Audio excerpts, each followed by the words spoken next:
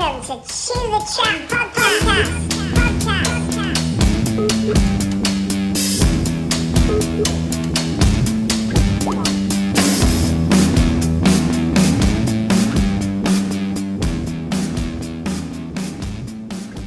So, welcome to Chew the Chat Podcast, Lyubo Kumbarov. You. You've given us your time, and I really, really appreciate that. Thank you. I appreciate that you have invited me. No, that's it's a pleasure to be here. It's our privilege, and your credentials are, speak for themselves. You're a multiple Bulgarian national champion. I think 4-time champion. Yes, back in the day, yeah. Yeah, international tournament champion. You think you trained Gracie for his UFC wrestling? Yes, I did, a couple years ago, yeah. And then I believe he went on to then be his wrestling coach at the HQ in London? Yes, I did, yeah. He asked me to become one of his wrestling coaches there, yeah. That's amazing. And you obviously grew up in Bulgaria. Yes, I did. I'm coming from a small village in southwest of Bulgaria. Yeah. Is it Kochan? Kochan, yeah. Kochan, yeah. A village of Kochan. My wife's father's got a place in Sofia. Okay. So she goes over. I've not been yet, but we keep threatening to get over to Bulgaria because everybody I speak to says that it's just good. Actually, quite a lot of people from the UK, they go. Actually, a lot of them have properties in Bulgaria. It's a good place. It's a good place to live. It's with 4 seasons, healthy food. Yeah. It's nice climate. It has sea, has mountains. Yeah. So it's quite good. It's appealing right now for people in the UK who are locked in their houses, I can tell you that much. You're also UFC wrestling coach at the... Yes, in Nottingham, yeah. In Nottingham. Is that the HQ for UFC in the UK? Yes, it is, yeah. Wow, so that's a great gig, and that must be really, really interesting to be in that position. Yeah, it's good. It was quite interesting to get to that point because first time we went for, I don't know, go for interview or selection for coaches. We were like a full gym with coaches. Then we left to a full room. Then we left with 13 people. So wow, I'm pleased to be part of the crew.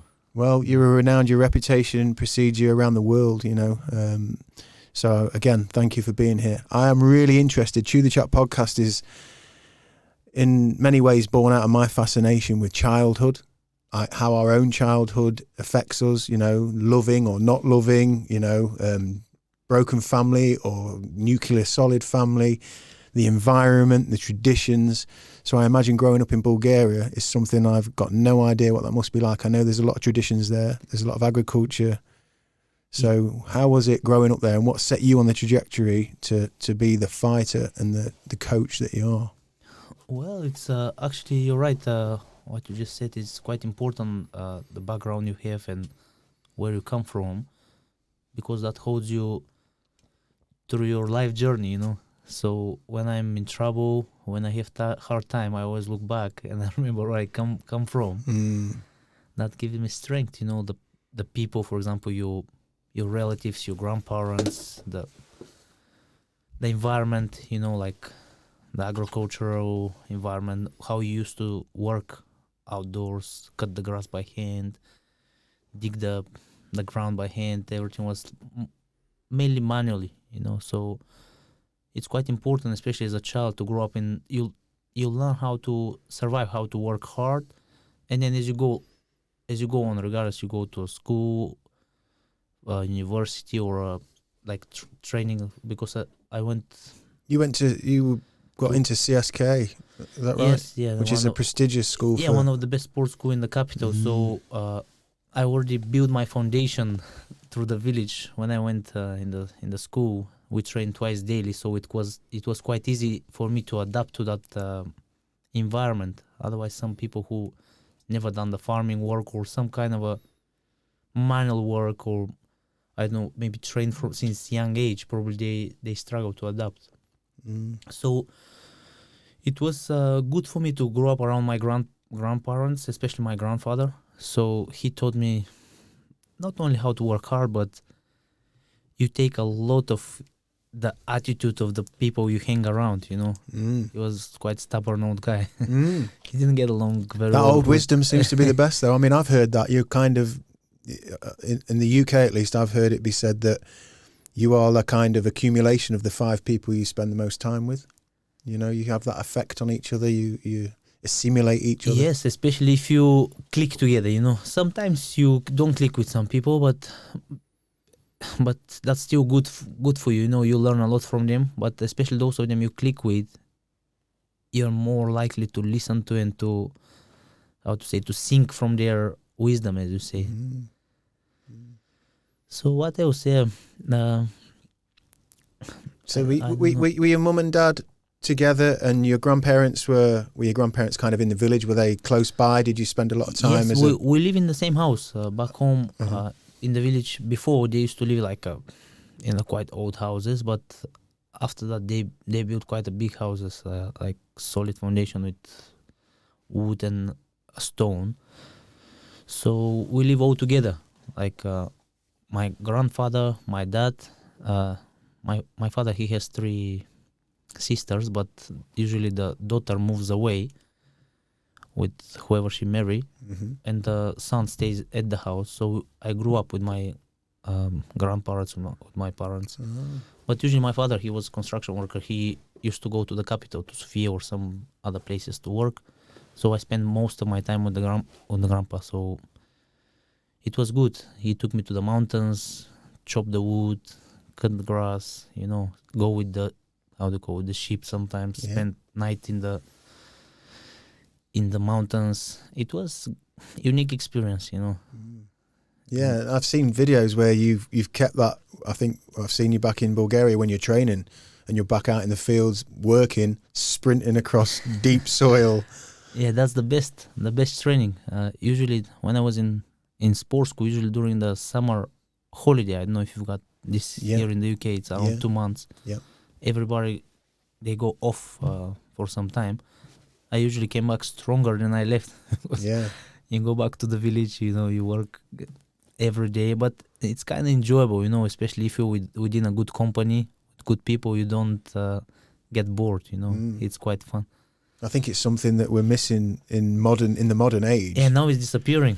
Yeah, there's something about hard work, and you know this from being on the mats anyway, you know, the grind, there's something about the humbling nature of being at your limit, whether that's out in the field to get your food to sustain your life, or whether it's to, you know, stop somebody strangling you on the mat. There's something about the struggle that we're kind of automating out of our lives now by making everything so comfortable, and that must be a bit of I bet it was an eye-opener just coming from Bulgaria to England, was it?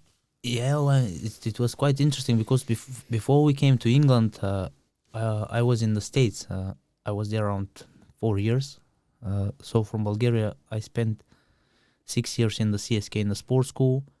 Then after that, I moved on to university for 2 years in one of the good sports university in Bulgaria, which is called the National Sports Academy. You study there about not only about sports, but you study about anatomy, physiology, sports medicine. So you get to know the body inside and out. It was quite good. But after that, I won a full scholarship to go to America to wrestle and study. Was that? Did you end up in Kansas? Is that Yeah, what I in read? Kansas, yeah. We Kansas. went to same college with Daniel Cormier. I don't know if you heard about him. He's now quite popular. UFC He's star. done okay, I think. Yeah, quite good. I think from wrestling gives you a crazy background. You know, if you have wrestling as a base, you're quite dangerous. Yeah, I think today's MMA shows that. I mean, the UK, we don't have a historical sort of reference point for our wrestling, and as MMA has adapted and evolved, and it's sort of moved from, it's more of a collaboration now more than ever. I mean, the young guys for the last generation even sort of, they've trained everything as together, haven't they? Whereas before, they're complete. You might have a striker or a wrestler or a jiu-jitsu guy, or, you know, and the wrestling seems to be the glue. It seems to be the core, the foundation. Yeah. Well, actually, you say you don't have reference for wrestling, but the wrestling, that's where it started, from the England a long time ago. Yeah, long time ago. long. You used to have. I think you used to have quite good catch wrestling. It's quite popular here for the UK, for England. But probably after some time, this one. Well, when you remove it from like the education and things like that, it just seemed to just not be in our. It didn't seem to be in our field. Look, to be honest with you, wrestling is not easy. Maybe that's why it disappears a bit. Yeah. But how to say, back home, where I started it, we used to wrestle on the field. like either on the mud or on the grass. That's quite popular during summertime. Every weekend in the different villages there is like a fun day. Here in the UK call it. Yeah. So at the end of the fun day, you do all the swings and different entertainment. The biggest entertainment is the wrestling at the end. Yeah. So when I was, I think, 10 or 11, I have microphone here in front of me. The announcer on the one of the fun days, he announced, whoever has desire to wrestle, please come to the table to sign up. 2:00 we start. And I was quite small. I was probably around 30 kg. Young child, you know. And I heard, and I enjoy wrestling during that time. We wrestled with my cousins, with some other people. And I said, man, I'm going to go and sign up. Because if you win, or if the people, there is thousands of people, like a big crowd to I've seen some of the videos. to watch, I've yes. seen So- some like almost VHS style, and there's people sat up. I mean, it look amazing amount of people It's there. quite interesting. And you're just in your shorts on the grass, just yeah, shorts, or if you rough have and like tumble. trousers or whatever you can go and grapple. But this turns you into a tough core guy, you know, Yeah. because when you face into the mud for hours and there is no rules. The only rule is if the sun sees your belly button, which means if you're pinned, that's the finish of the match. Otherwise, if you tap out or scream or shout, it doesn't count. You have to go on your back. Yeah. So that's a quite good and interesting style to start with. And then, man, if you go to a freestyle wrestling or Greco-Roman wrestling, or if you go somewhere where there is a mud or some kind of softer area, you kind of enjoy it more. Yeah. So from there, I went to sign up, but I escaped from my parents. Didn't tell where I'm going, and they scared because there is so many people. They cannot find you, and usually when some child gets lost, they go towards the announcer and say, look, a child has been lost. It's with a red shirt, that toe, and so on. Yeah, of course. And my dad, he said, look, I need to go to that guy to say that my son has lost. Yeah. And as he walked towards the guy, he listened, okay, next bout. And it was you. Yeah. So he found you. Yeah, so they found me, and then from there, he said, look, man, if you want to wrestle, let's go to the sports school. There is exam. So from, let's say, few hundred participants, there is only 10 spots. If you, within those 10 spots, you are allowed to access the sports school. So I went, I performed, they accept me, and then from there, I moved to freestyle wrestling, trained twice daily. It was very, very nice because it was a boarding school, like a very, very disciplined program. So you follow a strict schedule. You wake up 7 o'clock, 7:30 you're in class. And then after that you have 3 academic hours of study until 10 o'clock, I think was. And then 10:30 you have to be at the gym. 10:30 to 12:30 training. Then after that you go shower, lunch. And it was good because it was close complex. Like everything was one spot. Boarding house here, school there, all the training facilities here, cafeteria. So it was quite good. And then you go from 1:20 to 4:30 back to school, study, 5 o'clock back to training until 7, shower, dinner. If you have homework, maybe you do homework. If not, you're dead to bed. That is a schedule, isn't it? Yeah. And you follow like this for a few years, man. You after that, once you're off it, everything else you try to go and do it. You find it easy, you know, like you don't struggle. Otherwise, if you don't have that program or that discipline, sometimes you struggle to get into a routine. Yeah. I think it's quite important in everything you do. You have to have a routine, you know. Yeah. So, 2 secs, Lyubo. Can we just turn that fridge off, Aidan? I totally forgot to turn the fridge off. It's just started buzzing. Sorry, dude. What I wanted to ask you, Lyubo, as well, when you said you were living with your dad, your grandparents, and everything, I know you was wrestling in your family because one of your cousins was successful in the Europeans. Yes. 1988. Alban. Yeah. So he won bronze, was it? Yeah, he won bronze on the Worlds in Hungary. Yeah. In 1986, and then after that, in I think 1989, he got European champion in Turkey in Ankara. Wow. Wow. So was your grandfather and your dad were they wrestlers at any kind of level? Would you grapple with them? Would you have fun at home? Would you all be kind of rolling around and? Look, to be honest with you, my grandfather, he hated wrestling. Right. He was a strong man, but he said, "Man, wrestling, it's a tough sport. Too you know." much, yeah. Yeah, he said better do something more academic, you know. Yeah. That was his advice. He said, because when you get, let's say, up to 50, 60, man, you're gonna be walking with the crutches. Or Well, you've kind of done that though, haven't you? Because you've collaborated the two with your coaching and doing your seminars. Yes, yeah, you're trying to combine. Otherwise, if you just go, how to say, pure crazy training, Mm-hmm. you cannot go far. You have to find a mix, because everything is it has an end. You know, you have your sports career, Mm-hmm. you compete, you perform, then after that you have to. Actually, it was quite difficult for me to do the transition, because I always had and I still have that competitiveness. You know, even if I know I don't have to dive into deep waters now, because some of the guys, they're quite young, heavy, but I cannot resist it. Sometimes Yeah, of course. you dive into it, but you have to slowly make the transition whatever you do, and pass on the, how do you call this, you know, when you run track Yeah, and the field. baton, yeah. You have to pass on to the next generation, and then Yeah. whatever you have learned, if you can give it back to the people who have interest, it's great.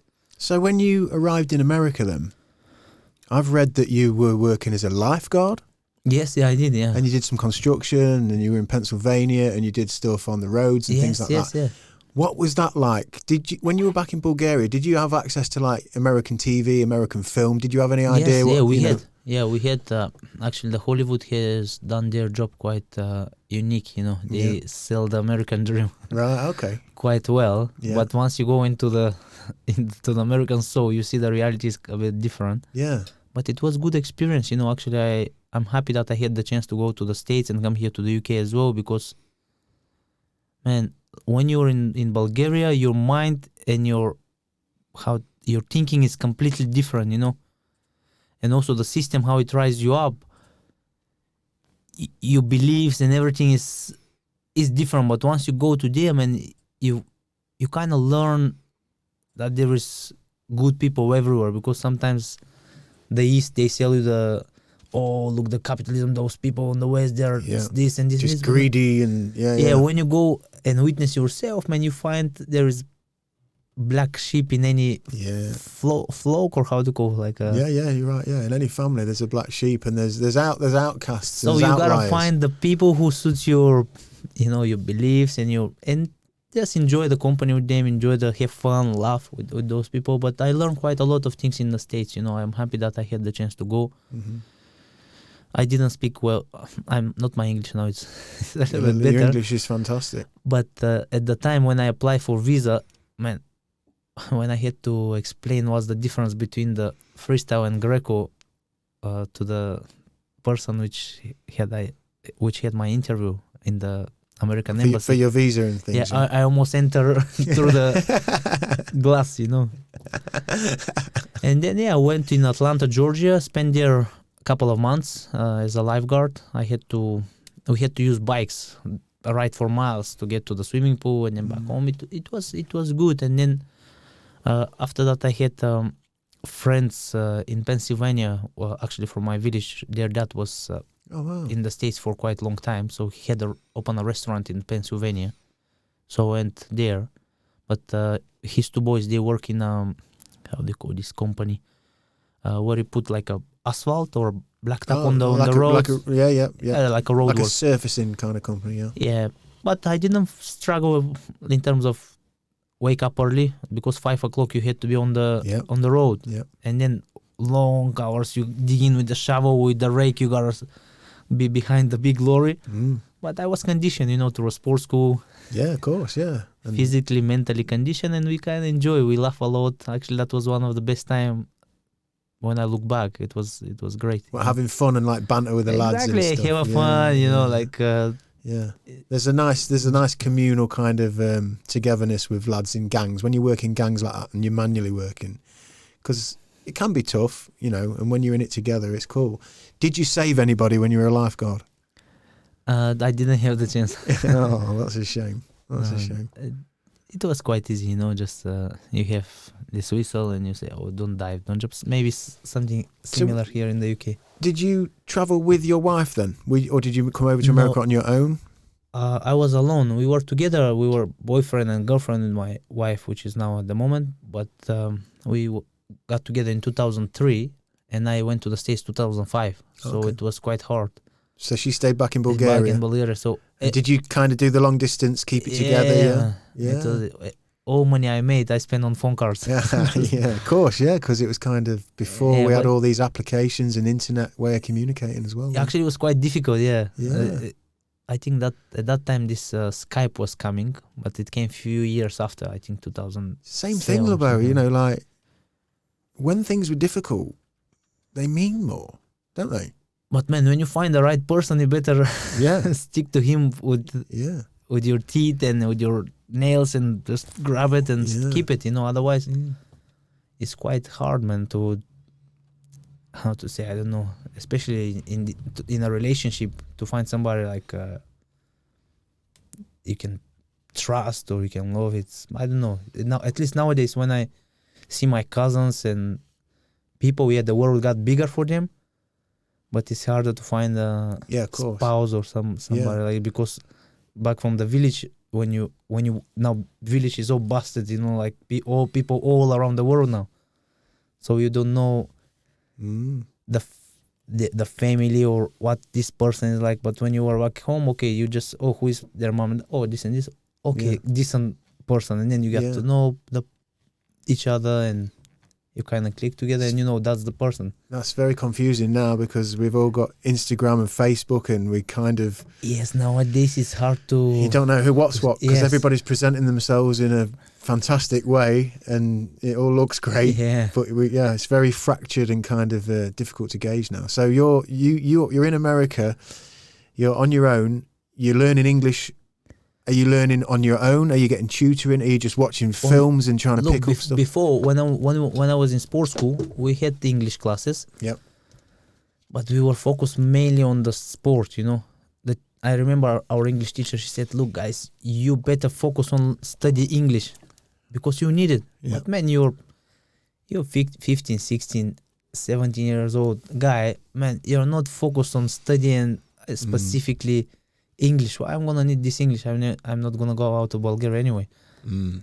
But things change, so I think language is important. Like, even not to a perfect level, but if you know a little bit, just to.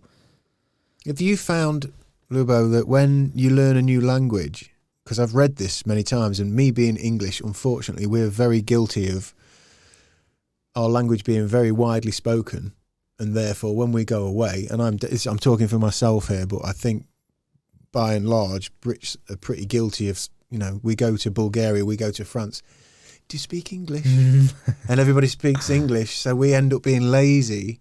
I've read, though, that when you learn a language, and I know that this is true of children, and I wonder if you've experienced this, that not only do you learn the language, but you start to see the world through the eyes of that country, culturally. So when you learn language in another language opposed to your own, you start to understand words and the way of looking at the world in a slightly different way, like culturally almost. No, it's important because sometimes, how to say, some words in English means more than they mean in Bulgarian. Oh, So, okay. for example, now being abroad for how long? I think more than 15 years. Between me and my wife, we mix it. Yeah, okay. Yeah. Sometimes we talk in Bulgarian, but you add up few English words, or sometimes you speak English, you add up few Bulgarian words. So it has different meaning, and also exactly as you mentioned, you kind of get to know the culture more through a language. Otherwise, if you don't study the language and you're just on the surface, For example, I don't know. Now I'm not sure on your show if you're allowed to talk about the religion, this and this, but Anything you like, anything. Sometimes let's say in the Bible or in the Torah or in the Islamic book, the Quran, let's say it's on Arabic, Yep. Yeah, there is translation of it Mm-hmm. to some different languages, but the meaning Yeah, changes. a little bit slightly changes. So, but it's good, man. For example, if you know even few words, for example, if you come to Bulgaria, of course, you English, we can speak English, but if you salute someone or greet somebody on a Bulgarian or Spanish or Russian, man, that Big coldness or boundaries break. Yeah. You know, like, I don't know how to explain, but No, through sport I totally get you. or travel around the world, you get that when you're being, how to say it, anyway, it's more business style, you know, like within business field, they keep it, be formal, be professional, formal, formal. Yeah. You feel a little bit there's a coldness, there's a distance. Yeah. But when you say a few words, man, regardless if you do business or if you do sport or if you just go to a restaurant, and you have a crack at a language and you try and you click straight away. You People know the boundaries. appreciate it. You appreciate it. It's respect, isn't it? We do it when we go away. I mean, we've got young children, as I mentioned to you before the podcast, and we've only been away a couple of times because they're young, but whether we've been to Spain or France, we're just trying to pick up the language, and the kids seem to pick bits up even quicker. Yeah, they're like a sponge, Yeah, it's amazing. But you feel how much further it goes. Even if you stumble over a phrase and you get it all wrong, just by having a go, waitresses or waiters or whoever it may be, sort of... of course, they appreciate it. Yeah, and it goes a long way. And again, it plays into me anyway, that theme of there's a laziness and there's something that comes with me being English anyway that just kind of, I don't know, I wish I did more in the way of learning languages at school. Probably like yourself, we had to learn French, I think was standard, and then you had choices of German, Spanish, and I think Latin. And I think, it's good. That's for the medicine, Latin. Like amazing, yeah. But I just was never, same thing. I thought, I'm not going to be going to France.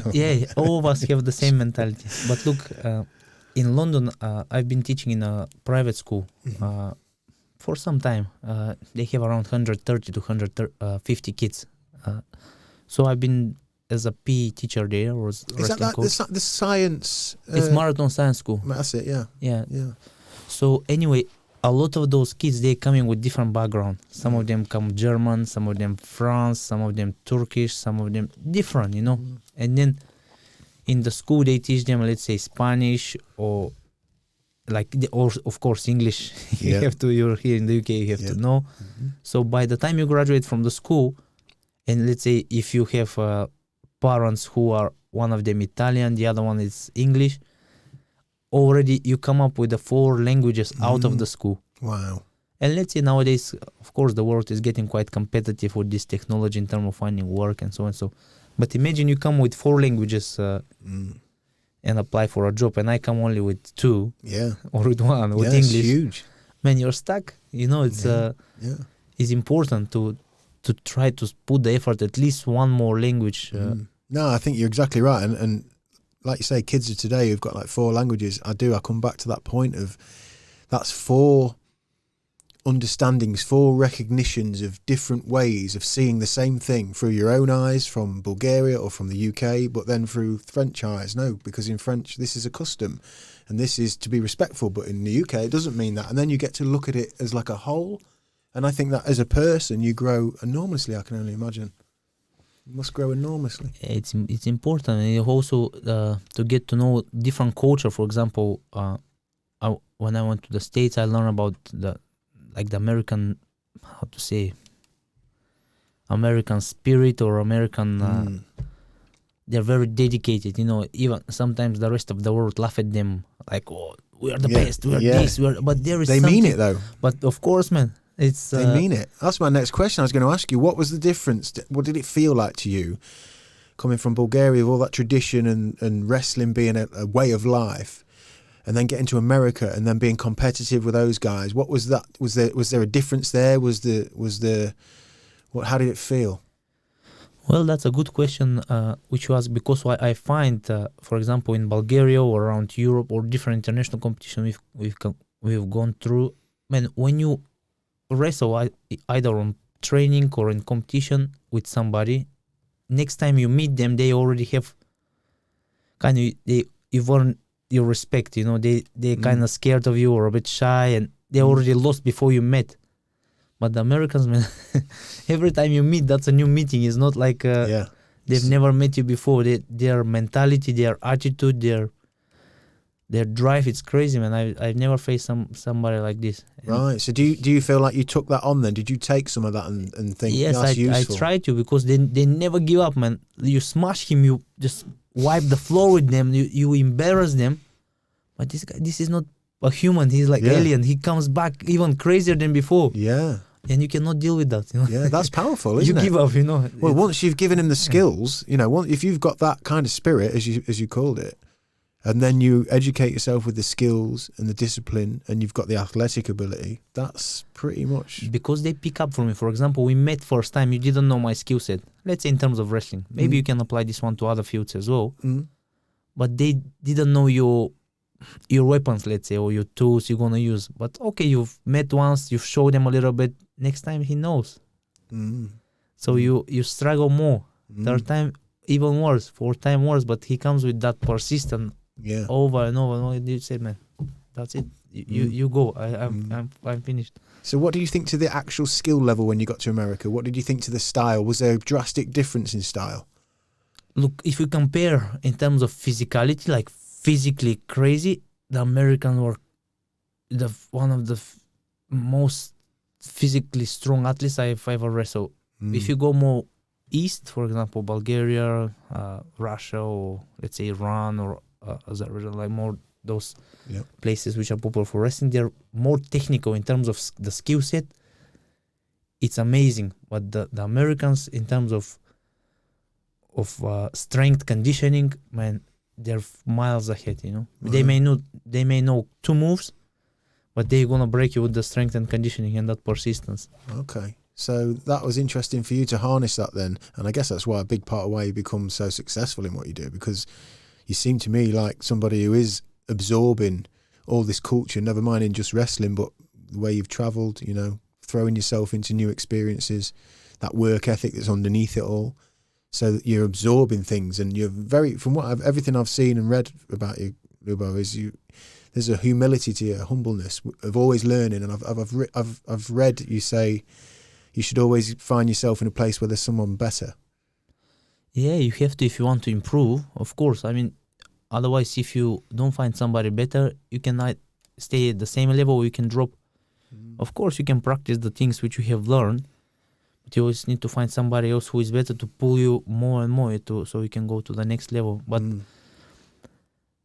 man, I don't know, like West has been good experience, you know, in terms of, as you said, humbling you, keep you modest. Of course, back home as well, you come from a place which that's the priority, you know, being humble, being modest. But when you go to the capital, it's different story, because, for example, especially at the 90s, after the communist fall, 1989, and then they moved to democracy, and those gangs came, and like all the sports people, they were hired, like the wrestlers, the boxers, the weightlifter, they were specifically used as a, I don't know, here now in the West you call it debt collectors. Yep. They were debt collectors, but not with letters and things. They were with the guns and this baseball. Wow. Or the fist. Really? Yeah, of course, man. And then before I went to the States, I graduated from the high school, and then I had to go to university, had to find a job. I went as a security in a supermarket. Yep. Night shifts I did. But most of my classmates, teammates, they went to like security of some gangster or drug dealer or something like that. Wow.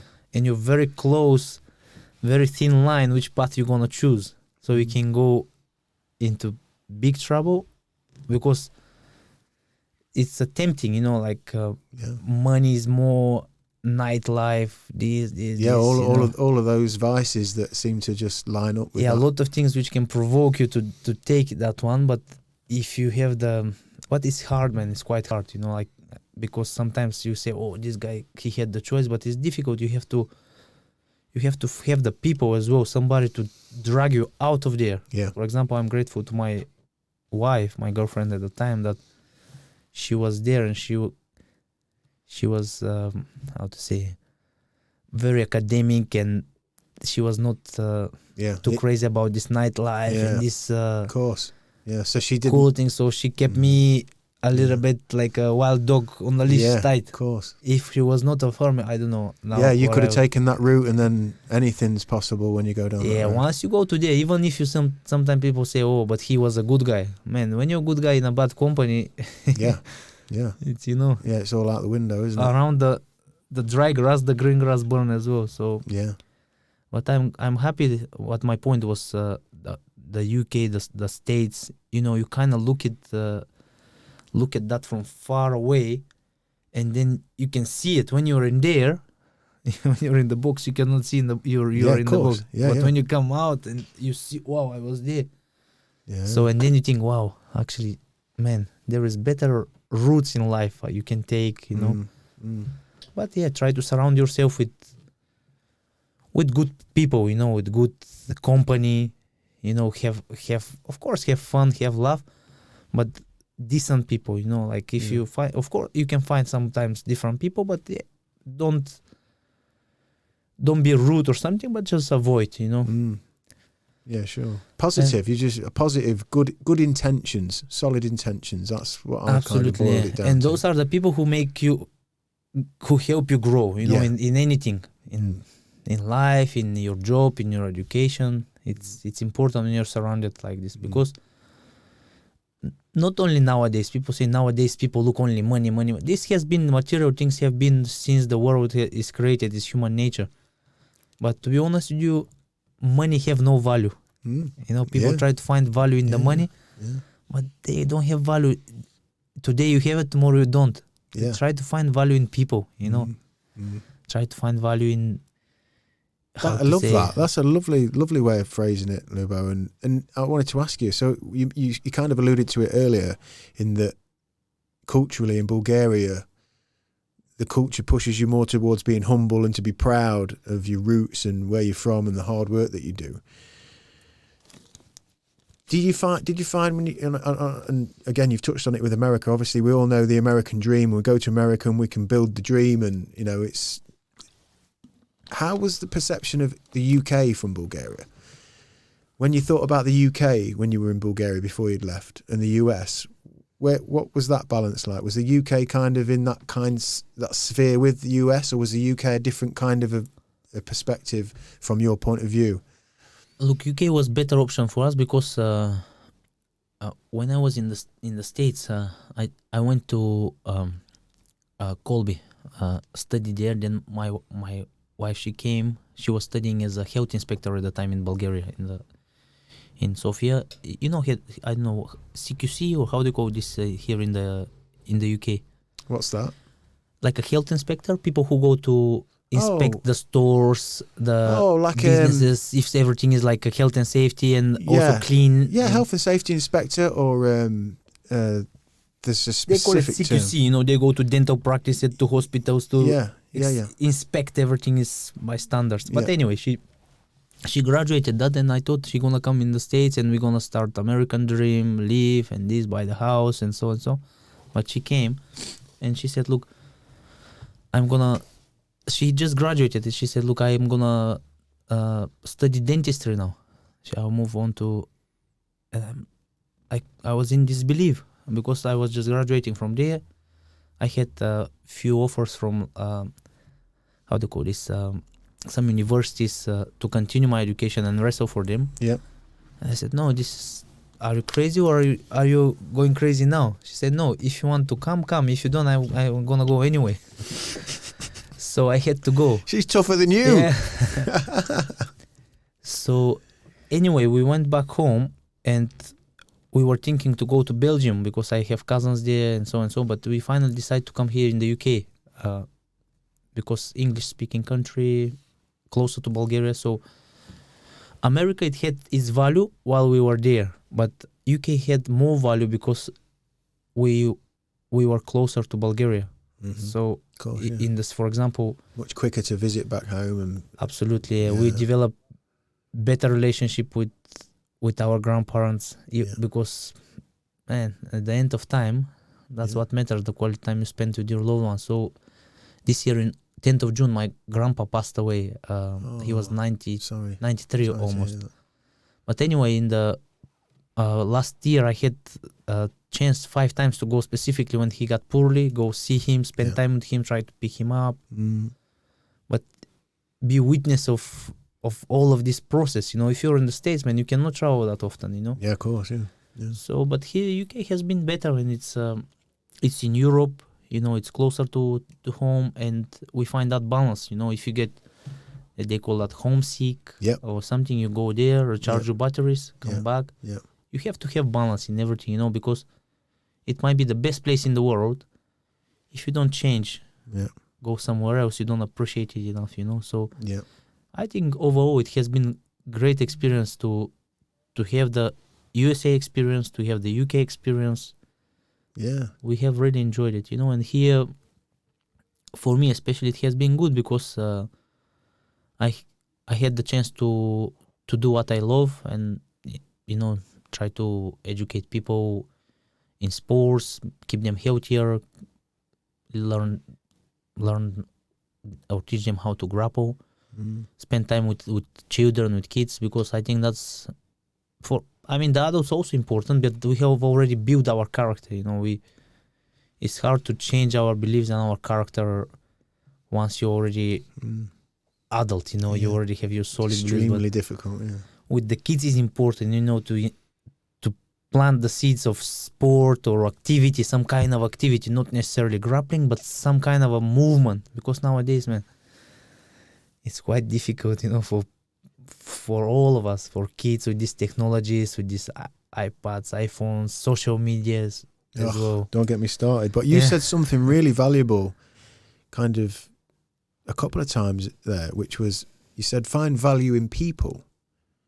You said instead of money comes and goes, but we should find value in people.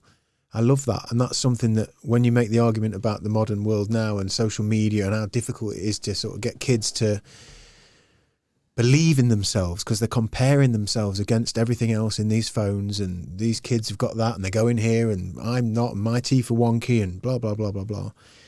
All the while that we're not actually valuing those core primal things that you've just mentioned, like family, friends, positive people, hard work, that's something on this podcast I'm always kind of finding myself coming in all of these different conversations I have when we're sort of unpicking the fabric of what it is in this modern world and what's happening to us. I always boil it back down to we're missing some of those ethics, those core ethics of just being grateful for family, for health. And if, like you say, we can get kids to make better decisions, more informed decisions, like looking after their health, like that, number one, your health is really important. And it does come with hard work, like on the mats or on the running track or whatever, or out helping dad working or whatever it is, running the farm. But we seem to be moving so far away from that. That's why I'm interested that where is Bulgaria now in terms of westernization, in terms of evolution, in terms of the modern world? Does it still when you get back there, does it still have those core values of humility? It's disappearing. Yeah.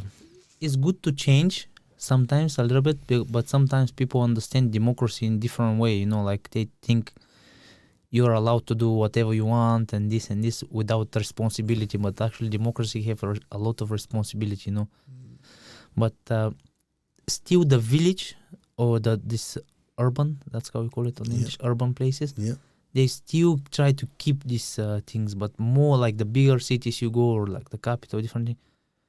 I think if it's a rare find, it's quite difficult, because nowadays people are, as I said, they find value in different things. They're obsessed about the last phone you have, iPhone, or what the car, or how much money this guy have, or what holiday destination we're going to. Something. What house he live in. Look, you cannot benefit in any way in terms of, maybe you can ride in this car for once or twice or sometimes, But does it matter if you arrive on the Ferrari or if you're in a Vauxhall? And it gets you there anyway. But it's mentality, and then in the Ferrari maybe you feel much more uncomfortable. If the person on the Ferrari doesn't say a word to you or a bit rude or something,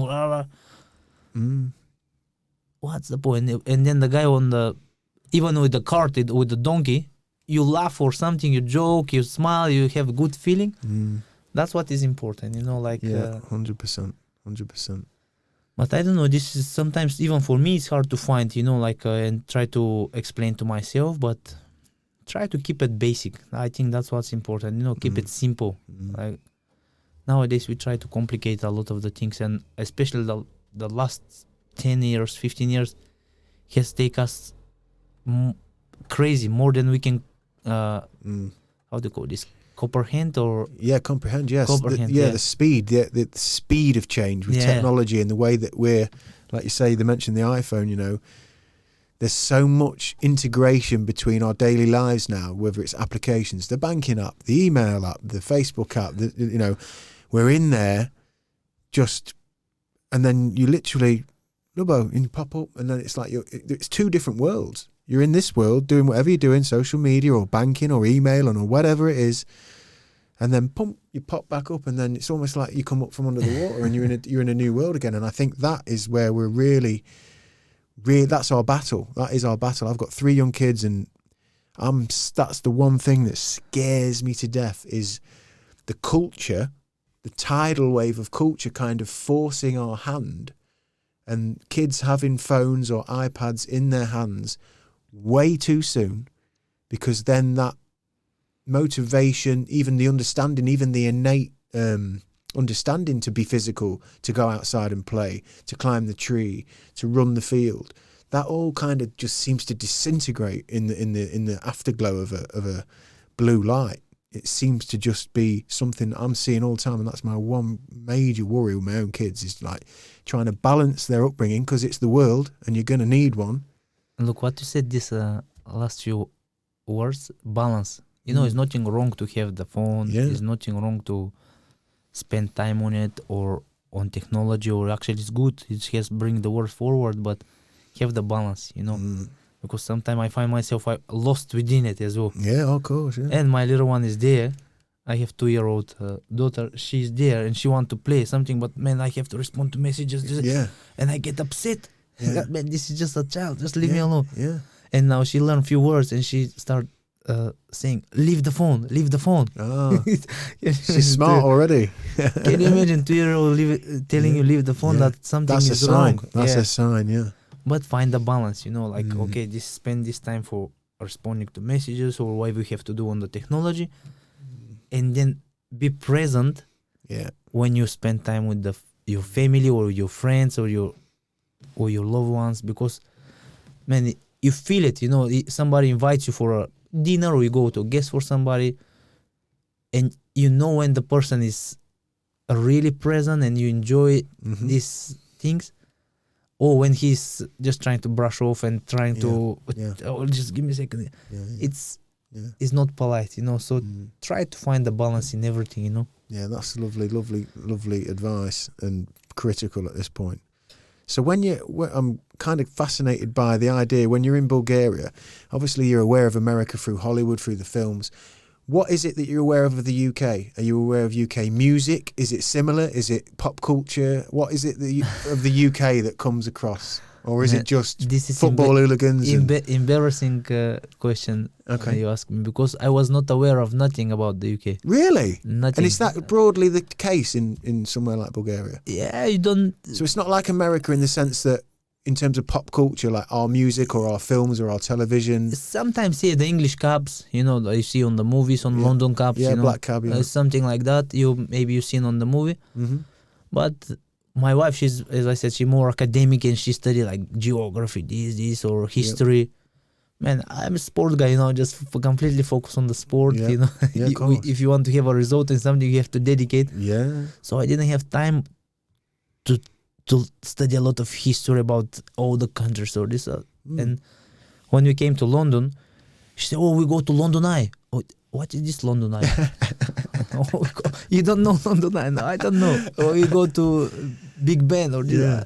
Houses of Parliament and all that. Yeah, but sometimes it's good when you don't know. It's kind of more, you enjoy it more. When you know, you go, oh, all right. That's preconceptions and stuff as well. Yeah, but when we came, actually, man, we just came.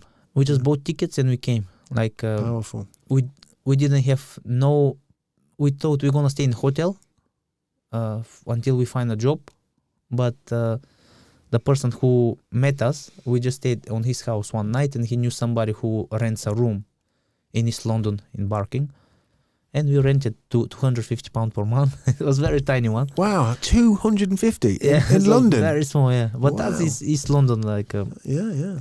a tough, rough area. Yeah.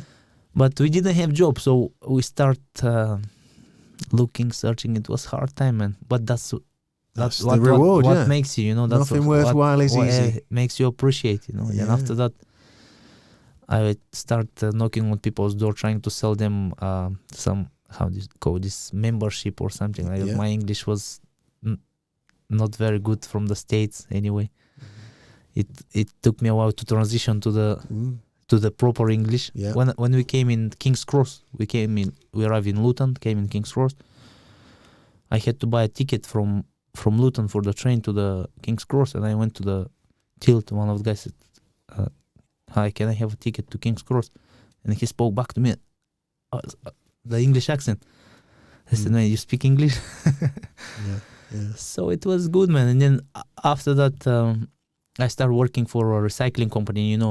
Drive a van, like a lorry, Luton van. Yep. From zone 1 to 6 in London. Yep. Monday to Friday, picking all the rubbish from the street, is that. But I knew I'm gonna become a coach.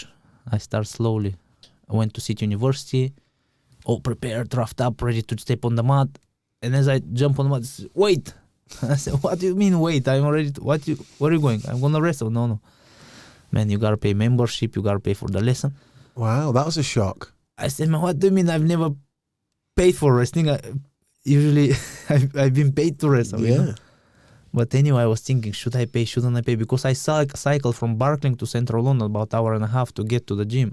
I said, "Man, I have only £40. This guy asked me for £35. I don't have money to get back to home." Anyway, so I start 2 weeks later. They saw the level of my wrestling. They said, "Oh, how about now you teach us?" I said, "Okay, now there you go. I slowly start." But you have to surrender a little bit, and also don't have too much ego as well, because sometimes your ego destroy. If I was cocky and say, "Oh, screw you, I'm not gonna pay. I'm the best wrestler then of this," the opportunity's gone. Yeah. man, then you don't achieve what you want. Sometimes Back you have to the balance, aren't we? Of course. Mm. And then from there, I start once per week. Then some other people want to do some private lesson, and then other people see other people. And world is small in any field. Mm. And the rumors or the word spreads around quickly. Mm-hmm. Once you're good at something, people find out about it and they want to test it. If they like it, and you develop. Mm. Mm. And now I'm full-time as a coach, like a sports coach, grappling coach, and Doing what you love. and people enjoy it, because now it was a big battle a few years ago, like which one is better, wrestling or BJJ or this or this. Yeah, I want to get to that with you. Yeah. Excuse me. They say find the balance, mix it, use a little bit of this, use a little bit of this, and create your style.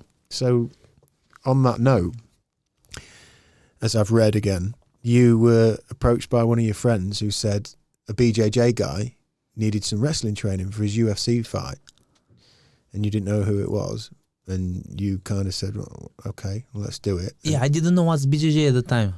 Yeah, you didn't know what BJJ was. Yeah, because I see them in gi, and in the wrestling gi we call it the pajama. I see them in the pajama, and they put some belt around their waist. And he showed me photo. And back home in the sports school, we had judo, we had sambo. We were same karate as well. They were all similar. with the gi. Yeah. And I said, judo, no. Sambo, no. Karate, no. Jiu-jitsu. What is jiu-jitsu, man? Anyway, so he said, "Look, one guy wants to train. He fights UFC, but he's jiu-jitsu guy." And I said, "Okay, bring him." And he said, this guy, his name Roger, Gracie, this. I didn't know. And then I said to some other guys, "Look, I want to one guy want to train with me. Wrestling, his name Roger Gracie." He said, "Oh man, do you know who is this guy?" I said, "I don't know." He says, like, training Alexander Karelin in wrestling. Yeah. I said, "Okay." So Roger came, and we exchanged some grappling knowledge, wrestling knowledge from the feet. I teach him some takedowns. Actually, he used one of them against Tim Kennedy in the States. Mm-hmm. It was good. It was. And then after that, he thought, oh, this maybe not bad wrestler. So maybe I asked him to come teach at my academy in Central London, and that's There how is it all began. So he was quite a breaking point for me in terms of where I am now. You know. Yeah, sort of getting your name out there, because obviously, as anybody listening to this, watching this knows, the Gracie family in BJJ are, like you say, they are the gods of that game. Yeah. And again, that kind of there's a synchronistic kind of energy that you've got where you kind of, as you've alluded to, like you sort of balance the ego and the opportunity together and the humility, and something happens and one thing leads to another. You train Hodja, and then you become his wrestling coach at his HQ in London, and then obviously your name starts to really get out there. Yes, it was quite unique because, for example, a lot of maybe wrestlers or people, maybe they're better than me in skills or strength or technique or whatever, but the opportunity maybe for them is different, you know. So I really appreciate Roger's help, you know, in terms of how to say, maybe putting me out there in the grappling world a little bit, because a lot of people still they're confused which is better, wrestling or BJJ. But now when this argument comes and it's, oh, but he trained with Roger, you know, like they trained together, he teach him some wrestling and they exchange some grappling, and when they hear Roger they obey, you know. So and that maybe lets them try and see and enjoy, you know. And I think main thing is to enjoy, even if you meet somebody who is higher belt or smaller belt, just experience, learn from all people. And even sometimes somebody says something to you from a different perspective. Nobody knows everything, you know. You're always in a learning process, and there's a value from any angle, isn't of course, even somebody who never grappled before, he says something, it strikes you. Like, okay, I can use that for next lesson. Before I used to plan my sessions, I'm gonna do this and this, and I carry on like this for a long time. But now what I do, after the session, I have a notebook, and I said to the student, this is your notebook. If you were at home, how would you structure the session? What did you gain of it? What you can use, or what you improved, or what was bad, what was... And then when I read through it, I see it from his perspective, and then this is completely different from mine. And also maybe a few months later, a few weeks later, we go back, and you see where you were and now where you are. That's fantastic. That's a really, really inclusive and helpful way of doing that. Yeah, I find it very useful. I bet the guys really enjoy that as well, because that input that's really kind of connecting and making them feel like, you know, we've got worth here. But look, for maybe we never come back to this notebook again. But I make him to train twice, you know, in a way, you know. So during the session, I push him hard. After the session, he puts into words into his mind, and cements it and solidifies it. Of course, So because next time he comes back, he knows. Or when he leaves, he goes to the next session. Even if I'm not there, he will use maybe not all of the things which we done to do, but a couple of the things he uses is perfect. Otherwise, if you don't make him write it, or I was thinking nowadays with the phone, you can put recorder. Maybe he can say. But it's different when you write, you know. I think there is science to say that as well, isn't there? That actually writing it out does. You go deeper into your brain, into your memory. Otherwise, if you don't do neither, you just train, shower, whatever, pick up, go, rush. Netflix. Man, you completely forget about what you did. You know, it's harder to. Totally. To remember, you know. So when you are then working with Hodja, what are you learning about BJJ, and is that a big surprise when you start to recognize what the BJJ guys are doing? Actually, it's not much different. You know, it's almost the same, but it's all grappling, but it has few different locks, few different rules which you need to be aware of. I get surprised by For example, triangle. Because a wrestler, he dives after the legs, he's not aware of the triangle, and you think you're invincible. But man, when you're in a triangle, you quickly become. I got put to sleep soft. in a triangle. Yeah. One time I ever went to sleep, I got put to sleep in a triangle, and it like that. Yeah, you don't feel. You have like to. that. It doesn't matter how crazy you are. You have to tap. And when you're locked, it's So stuff from the back like that, then using the legs and what about omoplata and things like that? Homoplata, no, it's not but trouble. This triangle quite trouble. Sometimes guillotine is a trouble if you're not aware of it. Armbar, if you get caught in it, is quite trouble. The ankle locks, the heel hooks, also quite difficult to protect, and also they go very quickly. Yeah.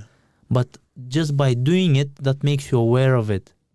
And once, if you're intelligent grappler, you kind of adjust your game. And what you know from the wrestling, you mix it to the BJJ or to the MMA, and you use a little bit from this, a little bit from that, and you come back to the balance, Of course.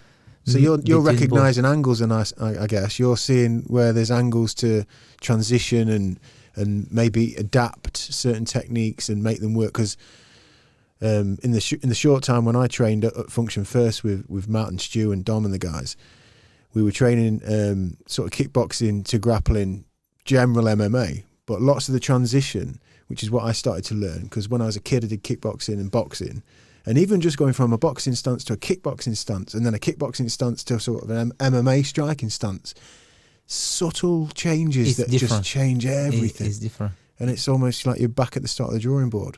So I imagine for you, having that kind of plethora of knowledge with wrestling, and then realising that the BJJ is not that far away, you start to see angles. And then when you take it to MMA, there's another adaptation. You have to adjust. You have to adjust, because wrestling for wrestling is one thing. Yeah. Your attitude and your approach is one. Wrestling for BJJ is another, and wrestling for MMA is completely different. Yeah. So you have to know what you're doing, and then just adjust to it, because your strategy, your tactics have to be towards what you do, So you got to start picking up on striking and distance and things like that. Yeah, you gotta be aware, because when the grappling is, there is no punches, but when the punches got involved, then you have to be careful, Yeah, of course. Yeah. Because once you get slammed into the head, then your strategy changes many times. Yeah, God, yeah. Well, that's something that you mentioned, Daniel Cormier, earlier, and for me, it seems like Daniel Cormier sort of became a really, really good striker really quickly, considering his wrestling pedigree. Yeah, once you have such a solid base for like Olympic level wrestling, you don't need much time to pick up on the striking, on the boxing, kickboxing. Maybe, I don't know, let's say a 6 months solid base, you can, and you don't need much. You don't need to be Floyd Mayweather or. Yeah, just distance. Know when to guard. Exactly. And in wrestling for MMA as well, you don't need to be like Boivasar Saitiev or Daniel Cormier wrestler or somebody. You need to know a little bit of leg defense, maybe a couple of sweep singles, and then focus on your style. Maybe if it's a striker, focus on leg defense, and maybe when a takedown opens, just one or two takedowns. That's it, and keep to your striking. That's it. Don't completely change your way of grappling. What do you think to guys who make it to the UFC and maybe they've got really strong credentials in wrestling, but they don't use it? They've learnt striking, they've become good at striking, and they seem to not use wrestling. There's a couple of guys out there that just seem to not use their wrestling. Look, man, when you get onto that high level, because for example, a few years ago, the level of MMA was completely different than it's now. All of those people now, they are rounded MMA fighters. They improve their wrestling, they improve their leg defense, they improve their leg attacks. So now all comes up to striking. And I think wrestling has evolved a lot into the MMA, and it's maybe it hasn't reached the peak. But for example, let's say if the wrestling is, let's say, 10 out of 10, wrestling is 8, boxing is at 4. Right. Like if you look at professional wrestling, maybe 8, 7, 8. It's not far to reach 10. especially some of the grapplers, some of the wrestlers who compete there. Mm. But if you look professional boxing in terms of the timing, of the accuracy, maybe Adesanya now shows a good level of striking within the MMA and the timing and the accuracy. But most of the other guys, they haven't reached that level yet. Yeah. And the reason why they don't use the wrestling, because, man, if you go, for example, for a takedown once and it's unsuccessful, your tongue becomes like how do you call this? You put for wedding. Oh, your tie. But a small one. Oh, the bow tie. Yeah, Yeah. Yes. First takedown. Yeah. Second takedown. Third takedown. It becomes a big tie. Yes. Yeah. So they don't want to waste a lot of, and it's all timing and accuracy. So you gotta do it the right time. Maybe you're gonna do a takedown, but when it's the right time, or you're gonna pressure against the cage when it's the right time. And look, within grappling, a lot of people wrestling or striking or combat sport, maybe a lot of people, majority of people who are not involved with sport and people who even do the grappling sport, majority of the people, they think combat and wrestling and grappling, it's a force, strength, crazy effort. No, you gotta be clever in using your body weight. It's body mechanic, angle, shifting, leaning, melting at the right time. Then you enjoy the grappling without effort. For example, sometimes when we grapple, sometimes I grapple with somebody who's bigger, stronger than me, but I still give them hard time because the way I use my body and technique and angles, it cause more damage and more effort towards your opponent. Otherwise, if I just try to use pure strength, man, you've got a low center of gravity. What weight are you kind of moving around at the moment? At the moment, I'm around 76 to 78 kg. Right. So, and height wise, you've got a kind of short, low gravity stature. And your movement, from everything that I've seen, is just, like you say, rapid. It's obviously fluid, and you've got that almost like Lionel Messi's got in football, that low center of gravity just gives... Yeah, you have to, in the same...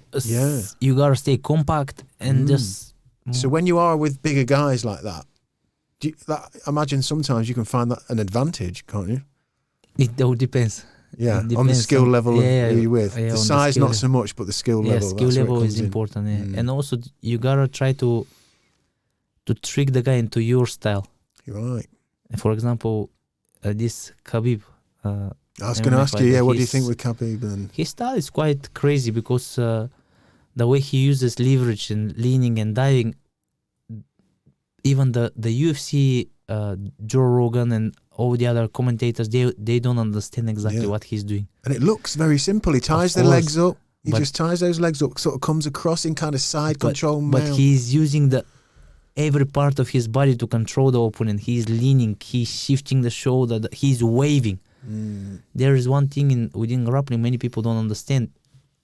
When you squeeze, you burn out. But when you wave and start dancing with the shoulder, with the head and melt, then you terrorize the guy. You take the soul out. And you're not burning your arms out or isolating your own limbs. You can stay there for a long time. Yeah, it's almost meditative, isn't it? You start. Yeah. Absolutely. Oh, that's interesting. Yeah, I was going to ask you about Khabib because his style, when we were talking about sort of adapting to striking, which he seems to be doing better and better, but he doesn't get carried away with the striking. He can strike, but he's not looking to stand there all night. He just knows that, when the opportunity comes, he's going to grind. His strength is not the striking. Of course, he can prevent himself and also give back, but he's trying to keep the distance, have the right time, and then he glues to his style. And once he glues on you, that's what the principle he sticks to: wave, melt, shift, and he monitors you. It's very important to monitor your opponent when you grapple, when you wrestle, when you fight, because a lot of people sometimes they fight, but they try, when you get carried away using strength and craziness, you forget to monitor the guy. Yeah. And then you kind of get away, and then he takes over. But he glued to you, he gets into the right spot, and then he waits. For what? For a reaction. Yeah. Once you get a reaction, he moves to the other side. And he just follows up. Yeah. And his style is not to submit you, is not to knock you out. his style is to wear you down. Yeah, just drain you. Exactly, to exhaust you, to put you into deep water, to make you doubt yourself. And then it's not that he breaks you through like physically, he breaks you mentally. And once you're broken mentally through exhaustion and tiredness, and you cannot carry away with anymore with this one, and you. That's interesting you put it that way, because the fight that comes to mind was there was two. There was not Anthony Johnson. Fucking hell, it's going to evade me now. It got was it an Americana or a? Yes, yeah. I forget. It'll come to me.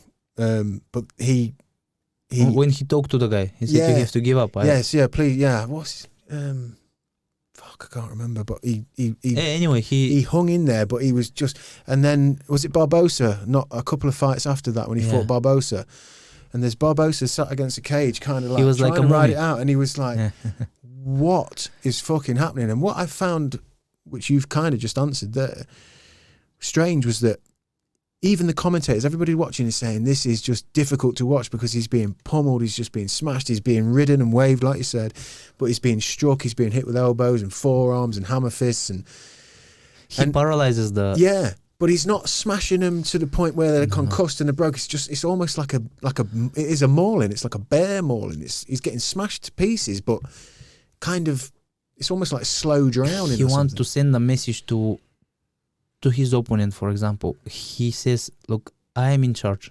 I control you. You cannot do nothing about it, because he uses his hips, his knees, his shoulders, his elbows, his ribs, every part of his body to twist and to kind of Chinese burn your body. For example, you mentioned Barbosa. This guy was stuck like a mummy. Yeah. Exactly. Yeah. Like, yeah. Like this, literally just trapped. Yeah, trapped, and he just allow his head to move to the right. He sees the coaches, move to the left to see the referee. That was all. Out in desperation. And then you say mentally he's just, you're broken. And look, to be able to apply this to such a high level athletes, elite athletes, that's unbelievable. Because when you see Barbosa, the way he jumps, the way he spins, the way he moves, in other fights, you think, man, this guy don't want to face, but what Khabib did to him and to all others. Yeah, pretty much everybody, yeah. It's crazy. Now it's going to be interesting on Saturday to watch him against Justin Gaethje. What do you think, Adi? Because that's, in fact, there's an example of somebody I was thinking about who's got a good, solid wrestling pedigree, but hasn't seemed to use it yet. He seems to just be an all-action, come-forward striker since he's been in the UFC, at least. I think both of them are quite tough opponents. Justin Gaethje is a dangerous opponent, and to be honest with you, it's hard to predict this one, but I think he cannot cope up with Khabib's pressure. I mean, today I watched some things on YouTube. They had a press conference, and quite humble. It's nice to watch. Yeah, as well, it is. It's a different scenario. If you compare to Conor McGregor, it was a bit ugly, but that's part of the business, part of the. Yeah. As Conor said to Khabib, it's just a business, but man, you gotta have the limit, you know. Yeah. But like you said before, the balance of then seeing a nice press conference where the guys are, they're tough, nice. they're ready. And one of the guys, I read the comments, he said, man, I've never wanted a fight where both guys I want to win. Yeah. So it's going to be interesting, but whoever takes it is going to be good for them. I hope Khabib does take it, because his style of grappling is different. And according to me, maybe he's a bit mentally tougher. I don't know. Maybe that's only my thought, but I look forward to watch the fight and see how they get on. But I think it's going to be hard for both. Yeah, it's going to be a war. It's been impressive, Gaethje. He's done really well, and he's got that kind of style that. Yeah, he's wild, man. He's and a marauder. He's a crazy guy. Yeah. So one of my favorite MMA fighter of all time was Georges St. Pierre. He's intelligent. That's what I loved about him. And when you've talked about the round, kind of holistic nature of fighters, I mean, I started kind of getting heavily into the UFC probably in around 2005, 6, somewhere around there. And Georges St. Pierre was coming up and coming through the ranks. And I think I watched him against Frank Trigg. I remember watching him, and they both look very similar, bald head and both athletic, good, strong physiques. And I didn't know a lot about. I had a boxing background at that point, and a bit of kickboxing, and that was long ago. At this point, I was kind of in my early 20s and not really paying much attention. And I was watching it, and I thought, this guy he's so unpredictable. He seems he's in low. He's moving back. His timing seems great. His footwork, his jab was just crisp. And obviously, as he went through his career, and he was the first guy that I kind of really liked, so I always stuck with him. But then what I found lovely as I got more and more understood with mixed martial arts was it came back to his philosophy. When I saw him in interviews and doing press conferences, you could tell he was a student every day, a student, always learning. That's how you have to be, yeah. Always humble, always respectful of his opponents, respectful of his skill set, his own skill set, and what he knew and what he didn't know. But he always had, to me at least, a really kind of, it was almost solid and almost, what's the word? Kind of the fundamentals. All his fundamentals were so simple and solid, but he would mix it up lovely with takedowns, or would just staying on the outside or getting in close, knees. He would sometimes he would be quite some quite exotic, spinning movements, but he just seemed to have all of it, but always humble. Because look, he stuck to the basics. For example, look, he did not learn the whole wrestling. For example, let's say gut wrench, head and arm throw, shoulder throw, or he learned what he needed to learn for MMA. From each facet, yes, and kind of put it and together. And that's why he shows crazy performances, because he has learned close to perfection everything he needs for that cage, either from the striking, crazy timing, good setup, good the combos. Superman punches. He was always brilliant timing with the Superman punch. And then when he needs to defend himself, he knows in terms of how to position his body, work with the hips, switch with the legs, and then he need to attack. He took a lot of wrestlers down when he fought Johnny Hendricks, some other tough wrestlers. Matt Hughes, he used to take them down as well, and he give them hard time in the wrestling because he developed a crazy base. Because in MMA you cannot use the whole existence, repertoire, repertoire of wrestling. All the moves. You need just few. And you mentioned that there. He seemed to know who he was up against, and he would want to almost go into their water with them, like with the Johnny Hendricks or a Matt Hughes. You would, okay, I'm not going to avoid the wrestling. Yeah, of course. We'll wrestle, And what I also liked about him was his training. He would bring all sorts of interesting elements into his training, and the gymnastics. At first, I remember thinking, gymnastics. And then the more I sort of read about it and understood, like, the strength, the core strength, and the endurance strength that you can get from that kind of training, the balance, the gymnastics timing. Is one of the best. For example, they say within sport, if you have to learn a sport, Olympic sport, pick up gymnastics. This combine everything: strength, balance, coordination, flexibility. I've seen you doing some crazy things. In wrestling it's similar to gymnastics, but not same level. I've seen you doing you did one of the videos that I watched. This was a while back. Neck warm-ups and warming up correctly. I think you're in your back garden on the mats, and you're doing this routine where you're rolling on your neck and you're bridging into backflips and sort of going through the levels of it's quite important, amazing. Especially before you fight, either box, before combat, anything, grappling, boxing, any engagement of contact, full contact, you have to warm up. And it's good you mentioned this. The neck exercise, the bridges, the headstand. If somebody asks, because nowadays people want easy, they say, give me just one exercise or one warm up thing that can be do everything, like the magic pill, give me one pill which solves all my pains, all my everything. That's the one in terms of warm up or improving everything, balance, coordination, strength, flexibility is the neck exercise. See if you can get that up, Hayden. It's on your page, Lyubo, isn't it? Is it Facebook or YouTube? On YouTube. And I think you're in your back garden, and it's literally, you just slowly move through a load of movements, rolling the neck, and then you sort of you're talking through it. Yeah, and saying, you prepare first with next level of, it's slowly moving left, right. Then after that, you engage onto the mat. Then you remove like knees up to That's increase it. the weight of the neck. Then put your hands on your back. Then go to a headstand and then try to move there. Yeah. Well, when you're in the headstand and you start sort of doing a twist. Try to rotate left, right. It's amazing that your body's just like literally on a rotation. Yeah, you twist because look, within grappling, man, you end up in many weird positions. You have to prepare before. Because can you imagine a person keep you there? He would not have the mercy. Yeah. Oh, hang on a minute. I'm not comfortable. What are we looking at? If you search Lyubo, L-U-B. Lyubo Kumbarov, K-U-M.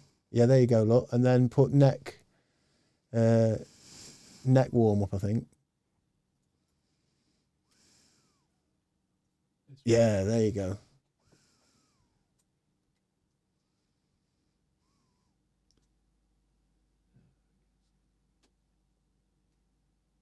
If you just whiz it through a little bit. So you start just working in. I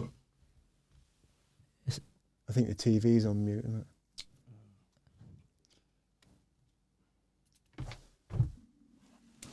And then change next rotations towards the left shoulder. If you want to put a little bit extra weight, lock your hands behind your back and keep moving left and right at the same time. Move forward, left and right and backward. If it's too difficult for you to keep the hands behind your back, try to walk it behind your knees. Now the neck is getting warmer. You can move up to a headstand. The way you do it, form a triangle. Keep your hands on one line. The head goes always a little bit further. Knees off the ground. Baby steps towards your head. Slowly come up. There we go. If you haven't done it before, back down. Try it a couple of times. Up and down. Just try to prepare the body slowly, and get used to it. Step by step, important as well with the neck. But your dexterity here is phenomenal. I mean, look at that. And look how your torso and your chest and your shoulders are just solid. That fluidity in your hips is phenomenal. It's all about practice. If you Clap. that's if some of the neighbors watching, you clap for the crowd. For those of you who are professionals, so from here next level it's the rolling. Now here is more conditioning. If you're already good at this exercise and manage to keep the headstand, then you're strengthening the neck. Right. And then you can look up couple deep circles towards your right shoulder. Make sure you touch all the small muscle groups. Few deep circles towards your left shoulder. Once you've done this motion, guys, you can do a soft landing from here. Don't keep the legs straight and drop. Bend them. And then gently drop, make with your body like an arch, go to a bridge position. Or if that is too difficult for you, you can just lay down on your back without dropping from the headstand and bridge from here. But just the amount of time you spend on the headstand, maybe a couple minutes, that's already conditioning the neck. Go forward, aim to touch your nose on the mat and back, touch your shoulders. Forward, touch your nose, come back, touch your shoulders 5 to 10 times. Once you've done that motion, guys, next one, lock your hands on your chest. Yeah, this one. And look, this is the You get your difference chin between on the mat in a minute. between the gymnastic bridge and the wrestling bridge. The gymnastic bridge you use only the hands, without the head. But the wrestling bridge you gotta use the neck, the movement of the head. Chin on the mat, look. Look at that. Wow. You have to open up for flexibility. That motion, next one is the flip. So from here, get some speed. Now the flip, guys, is more technical. It's not about physical. It's very skillful, this one. So once you've learned how to bridge, get some speed. Again, it's all about timing. Do not look up the sky. Do not look in front of it. Try to see what's underneath your head. Imagine what's underneath and try to see it. Get some speed. And then once you're moving forward. Yeah, that athleticism as well in moments of bursting. Okay, using your body to help you flip, not your Yeah, using the pivot. and the pivot, the time. Yeah. You kind of drag with your neck, with your head, the body, and of course a little bit with the legs. Struggling to do that, you Yeah. can start It's phenomenal. exercise or for any move. There is some breaking points which you can do before it. So from here, specifically for the flip over, you can just start from barter position, flip over, walk around, Wow. flip again, And flip again, because some people may struggle to go back. Got you. flip again. You kill the rust in the hips now. Once you open up the rust in your hips, Ah. then you can choose one of the sides. The knee points that direction. So from here, the knee points to the direction which you're gonna flip. The elbow is almost down, and just drop over. Kind of Nice, get used yeah. to it. Help get used to it. And every other time, try to flip higher and higher until you achieve the flip. Beautiful. Always have something easier Yeah. to go to the harder. Yeah. Because, for example, sometimes the body might be ready in terms of a lot of people we train with, the body is ready. He's amazing flexibility, amazing strength, everything, coordination is great, Mhm. but not the body. The body does allow him to do it, but the mind is stuck. So, Mm. so show him with a few tricky, Yeah. easier movements that this is possible, and then mind is prepared, he can do it, you know. Yeah. No, I've had that myself. There's a couple of moments. In fact, the bridge. I mean, I started doing hot yoga, and got reasonably good at it. We're doing it for a while, and I wanted to do it for my flexibility, because when I was doing jiu-jitsu with the boys down at Function First, I noticed how stiff my hips were. My mobility was like quite shocking and upsetting, actually. You know, like my legs were Yeah, if you're coming with a striking background, it's quite difficult. Yeah, just so stiff. And then when I started to do the hot yoga, it was really helpful for me. But the bridge, or the wheel, as they call it, I was just like a mental block. Just seemed to just like, as soon as I... Sometimes you get scared, you get stuck. Yeah. But other moves there, like certain things like, I don't know, the pigeon, when you get up on the front and I can go up, not too bad, but going backwards, I had a little mental... It's all about practice, you know. Mm. More you practice, Mm. better you get. And also, how to say, you have to be patient, you know. Nowadays we want the result now, but wait, you haven't done it before. A few years ago I trained in Aldershot. It's a huge gym there, Maida gym. And one of the guys, he introduced me to one guy, but he was around 50 something, 56 or 54 years old, and he was doing some exercise, but not like he was different. Like he was doing more fitness, not grappling, not like this type of bridges and things. And he said, "Look, man, Peter needs to come and train with you." I said, "Okay, let him train." Man, when he came, I was scared. He gonna break himself, you know, like he was Like a cane, like stiff. Right. I said, "Man, what?" To myself, you know, not to him, of course. But I said, "Man, what I'm gonna do to this guy, you know?" But slowly, you know, like you show him few small exercises, and also very important, make him believe in himself. Yeah. Either when you grapple or when you do the exercise, show him something achievable for him, or sometimes you pretend that he got your leg and he took you down or so. Yeah. But it's you gotta be very careful for him not realizing that you're giving Of course, yeah. him, you know. Yeah. You kind of rough, then position his shoulder there up, he took you down, okay, he tap you. Of course, it's a lot of rough work for you as well, because maybe he goes through your face and scream and something. Yeah. But okay, he gets the tap. That gives A lift. lift him up, you know. Don't, because a lot of time people crush the guy, you know, like and when they don't give an inch. If you don't, you're gonna lose the interest. Yeah. Because it's difficult. It's difficult then, because what's the point? Of course, yeah, exactly. Man, at first when I mentioned to you, when I came to City University in London, some of the guys, they asked me for private lessons. And man, at the time I just came back from the States, I was quite crazy fit. Yeah. And You had the Americana in you. I had the American guy, the American spirit. You can do Crush everyone. And this guy said, "Man, can you do 1 hour private. I said, of course. When do you want to do it? Okay, we agree a time. We start. Man, we start straight, sharp. 1 minute, just maybe something, warm up, whatever. Maybe I can take him to some warm up. But when we start grappling, I didn't let them touch the ground. Oh, in there, bam, bam, bam, break. You wanted this. And I wanted to show them. Your skill, your strength, your worth. Yeah. But I was, in terms of coaching, because I came just from. Yep. That was in 2009. I just come from competing to slowly coaching, And this guy never come back. Of course, yeah. And maybe if few of them come back, that's a achievement. Maybe one more time, or if he come for a third time, man, he was. But crazy. that's credit to you though, Lyubo, because it is difficult. Even if you're sparring, just rolling, like it is difficult to understand and know that to grow, as you've mentioned earlier, is to learn, and it's not all about foot to the floor and no one can tap me.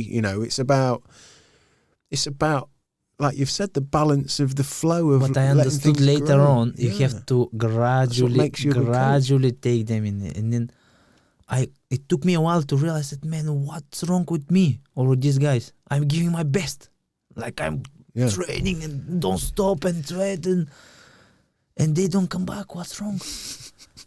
But then you realize people want to come, talk a bit, warm up a bit, enjoy, and everybody is different. You need to find what level the person is at in any field, and then take it from there if you want to grow. If you are too slow, you're gonna lose him. If you're too fast, you're gonna find him, and then. And it's different for each individual case, it's isn't it? Which is what makes you a great coach. Absolutely different. And then I came to the conclusion when we moved here to Lincoln, I think it was 2016. And we moved from London to here. And I searched on internet training places, and this is I find Matt Stewart place, like Function Force. They do grappling, they do MMA, Brazilian Jiu-Jitsu. And I said, okay, I'm going to go. But I'm gonna go with scruffy clothes. Like I have some trousers which have hole in them, and I go with a polo shirt which has some holes in it, and like I'm ready to go to bed almost, or work in my garden. Yeah. Because it's quite popular nowadays. People go with flashy rash guards and shorts and everything, and they have their gear, racing shoes, and so on. Yeah. And man, dressed to impress. This don't grapple with this guy, Yeah. And I said, no, I'm just going to change my attitude, and now here, new place, new people. Unassuming. Yes. And I go and Stuart, I think it was first lesson. He was teaching like this. And he said, oh, hi, how are you? Nice to meet you. Have you trained before? Yeah. I said, no, my first time. Poor old Stuart. Powerful Stuart. And we started, and I train, and this he tells, and I practice, and you listen, obey, and now come to sparring. And he said, spar with the girl. First, you never wrestle. I had a row, and then you spar with this guy. I tap him. Next guy, I tap him. Next guy. Then come to Stuart. And we had a row.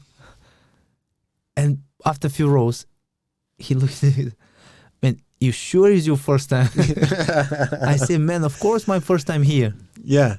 I never been here before. It's my first time here. But that's the fun, and then that's how, I don't know, people start, how to say, they enjoy more, Yeah. Otherwise, if you go there with if you go there with a crazy mentality, and I'm going to break everyone, and this. It's just not a good vibe. What is the fun, it's the not vibe? A good vibe. And those guys, unfortunately, whether they're trading on strength or a specific move, they've got a great guillotine or whatever it is, often the ego not wanting to get out of the way leaves them limited, because they'll always just be that, because if you're not willing to get into the flow and learn and move, of course, then you'll only ever be the strong guy who can grab the guillotine or find the whatever it is, the armbar, you move.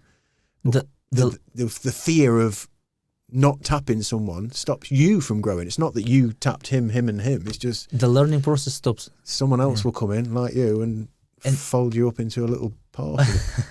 Also, the other thing is for me as well.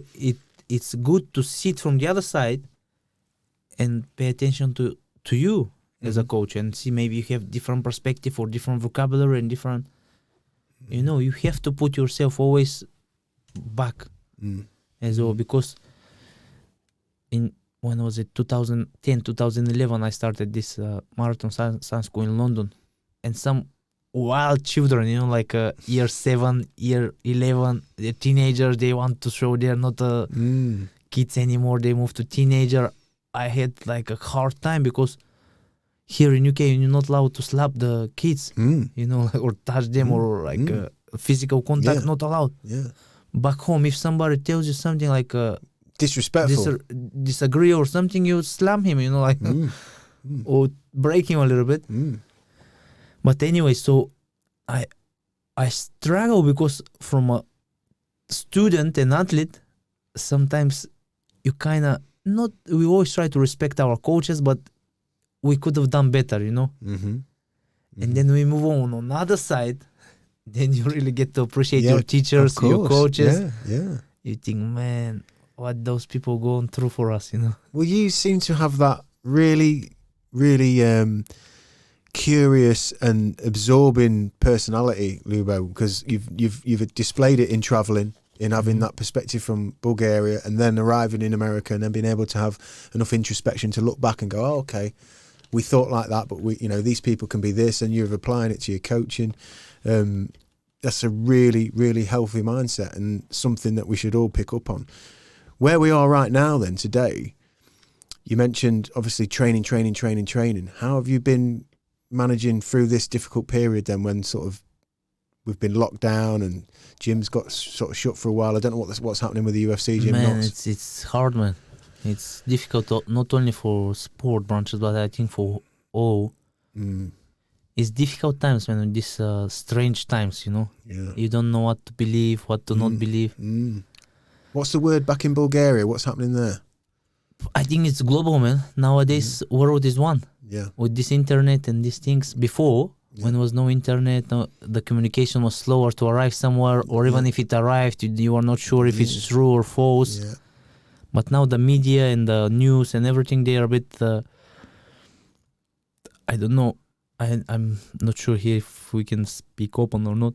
I hope that's all we do. But they're a bit biased, you know, a bit trying to scare people, a bit trying to control people. You know what's happening with all these corona things. Now I hear on Manchester they try to lock up, Liverpool they try to lock up.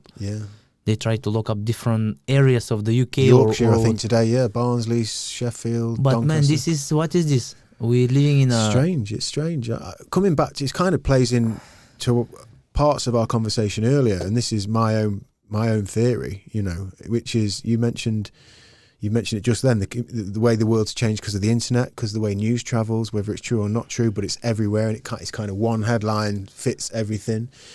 And also, you know, that thing we talked about with the phones and kids in the phones and everything, you know, for me, I can't help but think that there's a movement towards a digital restart. Like, you know, the idea that we've been on social media for 10 years or more now, and data is kind of the new oil, isn't it? It's the new currency. It's where the money's at, you know. And I think because of what you've said, because news travels so fast, controlling governments kind of recognise that, China being one of the ones that have recognised it early and kind of had a very authoritarian take on it and limited their people in many ways.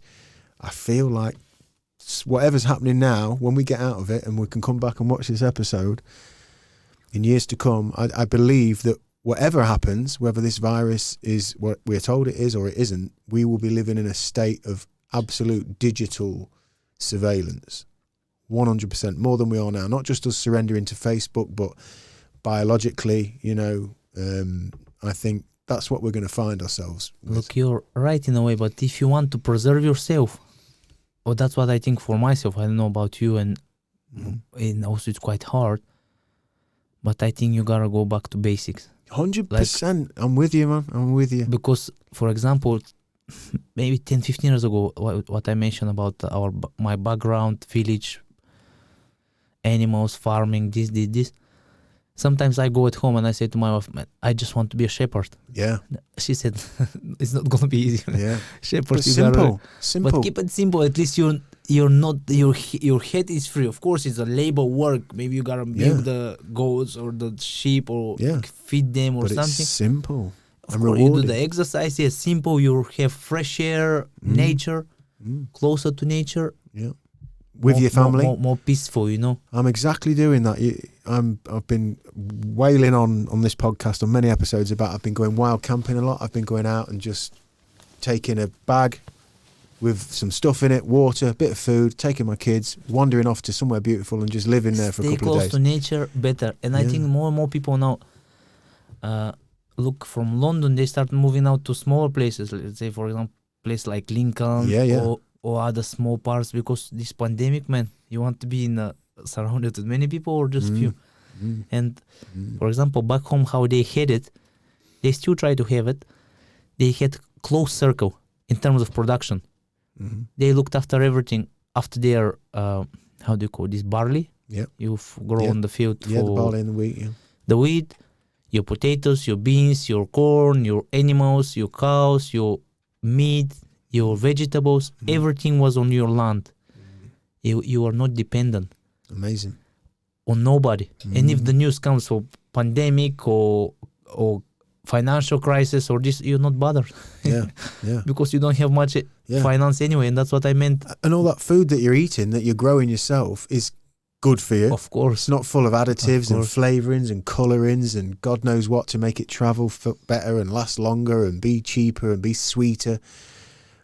Again, one of the things I'm playing around with, I'm thinking about my wife. We're thinking about possibly moving in with my kids' grandparents, my father and my stepmother, because my he's disabled. He has to use a wheelchair now sometimes. He broke his neck playing rugby at 15 and didn't look like he was even going to make it. I mean, his mum and dad were given a phone call from the rugby match saying, look, you need to get to the hospital now because, could get here now. But he defied that positive, strong mindset, and not only did he sort of not pass away, but he determined to get up and get on, and he got up and got on. And how old is he now? He is 63 now. Oh, amazing. So he was in Thailand for a long time, but yeah, I mean, he got up. That happened at 15. I think at 22, he went off and drove across America with some friends and did about 3-4 months in America. Amazing. But just had that mindset. But he's at an age now. He's back in the UK now with my stepmother, and it's getting more and more difficult because he's getting older and he's still up. He can still get up and about himself, but it's going to get harder and harder. And I've always thought, we moved out to Thailand at one point to try and get the family thing going. Like I've tried to cultivate what you've talked about that's just built into your culture. I've tried to cultivate that here with my wider family, and it's difficult. It's so fractured and complicated, like you say. It's hard, man. Many distractions you have. It but is. Try do your best, Well, one of the things that seems to fit right now is the idea that, my little family and my dad and my stepmom, we could probably work something out where we all sort of moved in together. Especially for the kids, man. Yeah, my kids, that's another thing. I think my kids are going to be homeschooled. They have to be... So it's going to be a whole family affair and trying to be as sustainable and as just simplified as possible. Of course. Really, really working on that idea at the moment. But how to say, man, if you have somebody, like, I know like how it's called here in UK, like a mentor, but not your dad. Yeah. Not your mom. Mm-hmm. Somebody, maybe grandfather, grandmother, somebody to... Guide or friend or relative, somebody to give you look up to, Yeah. It's very important for your mental health, for you. Sometimes people depressed or not depressed, but you have to keep it like this, to basic, and this close circle. I think with this world which we're going on now, that's gonna be the survival, man. I think so. If you want to be independent, because now, if pandemic happens, they say don't go out of your home, don't go here, don't go there, you're restricted. Okay, it's fine. But when you're on the field, nobody bothers you, man. You think people gonna come in the village and check you every day or what you do or if you wear your mask or not? I don't think so. But here, if pandemic happen, and you're locked in, shop empty as it happened in March, in April, in May, all the production is gone. What you do? You at home? Do you have your jar from the beef or from the? What are you gonna do? You're stuck. You're dependent. Sometimes the big politics, maybe that's what they want. Yeah, it's to be interesting. dependent, Yeah, you know? I mean, it's definitely an unsettling time. It's definitely an unsettling time, isn't it? Really, and I can't help but think that. And Aidan, producer Aidan, powerful young Aidan, he reads a lot of history. He's really interested in philosophy, and we've chatted a lot lately. And he's brought me up to speed with empire. Empires generally, modern empires are 200-300 years. You know, and America is about 300 years into its rule. You know, and shifts in epochs, shift in the energy, the global energy, and with the technology now, we, like I pointed out several times in this conversation tonight, Lyubo, is that you've brought out so many core values that are innately built into you because you're from a part of the world where you hung on to that much longer than we did in the UK. Or, I mean, I've not been to America, but I guess America's, you could say it's Western. It's a Western leader of the world. Maybe 100 years ago, maybe, but nowadays, man, it's, I don't know, maybe the world is created like this. They try to individualize you. For example, like, let's say socialism was not ideal, but while capitalism not ideal as well. Mix between both and again back to balance. Yeah, totally. Good, you know. Yeah. But Mark Twain said, power corrupts. Was it Mark Twain? You have to check that, Aidan, because I'm throwing guesswork out there. Power corrupts, and absolute power corrupts absolutely. And it feels like when you get into those bigger cities, those bigger corporations, those bigger, more complex movements, Absolutely. the filter system starts to appear. But and that's why I try to escape it. Yeah. But it's hard, man. Even now, as we talk about village, and dream about some things, man, it's difficult. It's gonna find you in the village as well. You know? It's these fucking Yeah, things. That's even what if it you're is. in a cave, if you have access to internet, it's gonna be Yeah, it's with gonna 5G, capture, 5G everywhere, isn't it? Well, listen, this has been lovely. Thank you. Thank you for your very time. much. I appreciate it. What's the future looking like for you, Lyubo? What's going to happen with the UFC, Nottingham, and everything? Is it just waiting game? I don't know. Now everything is on standby. Because Nottingham's tier 3, is it? Has it been locked down, Nottingham, or is it in tier 2? I'm not sure. I don't listen to news, to be honest with you. Yeah, good lad. It's Can't fault better you. just. Can't fault you. Well, what I will do is I'll link you in the description for this podcast on the YouTube videos, and obviously on the audio. I'll link you all in with all your stuff, and people can come and find you. You're on Instagram, yeah? Yes. So I'll get all that in there.